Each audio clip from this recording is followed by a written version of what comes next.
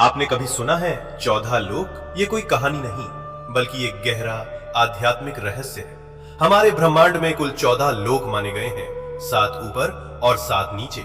ऊपर के 7 लोक, इन लोकों में आत्मा ऊंचाई की ओर बढ़ती है, ज्ञान, शांति और मोक्ष की दिशा में। भूलोक, ये वो लोक है जहां हम सभी मनुष्य रहते हैं। इसे मृत्यु लोक भी कहा जाता है, क्योंकि यहाँ जन्म और मृत्यु का चक्र चलता रहता है। भूवर लोक, ये लोक भूलोक और स्वर्ग लोक के बीच स्थित है। ये ऊर्जा रूपों का क्षेत्र है जो भौतिक और दिव्य लोकों को जोड़ता है। स्वर्ग लोक, देवताओं का लोक, जहां इंद्र और अन्य देवता निवास करते हैं। अच्छे कर्म करने वालों को मृत्यु के बाद इसी लोक में स्थान मिलता है, जहां सुख, संपत्ति और आनंद की अनुभूति होती है। महरलोक, ये दिव्य ऋषियों, तपस्वियों और महान आत्माओं का निवास स्थान है, जहां वशिष्ठ और विश्वामित्र जैसे महान ऋषि तपस्या करते हैं। जनलोक, इस लोक में वे आत्माएं निवास करती हैं जिन्होंने ज्ञान और ध्यान में परम सिद्धि प्राप्त की होती है।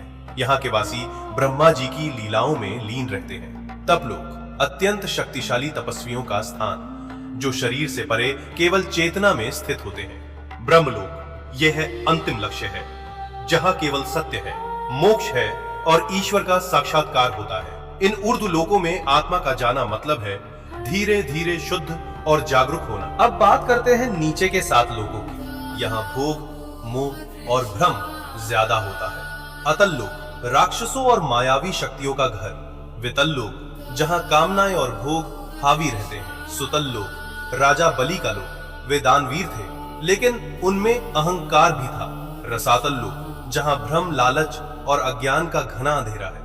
तालातल लोक, छल, धोखा और झूठ से भरा हुआ लोक। महातल लोक, जहां अंधकार और अहंकार का बोलबाला है। पाताल लोक, सबसे नीचे का लोक, तामसिक ऊर्जा और इच्छाओं का केंद्र। लेकिन इन सब का मतलब सिर्फ बाहरी दुनिया नहीं है। ये 7 लोक हमारे भीतर की नकारात्मक सोच और कमजोरियों का प्रतीक हैं। तो जब हम सच्चाई, भक्ति और सेवा में लगते हैं, हम ऊपर के लोकों से जुड़ते हैं, और जब हम लालच, मोह और गुस्से में फंसते हैं, हम नीचे गिरते हैं। सोच बदलो, लोक बदल जाएगा।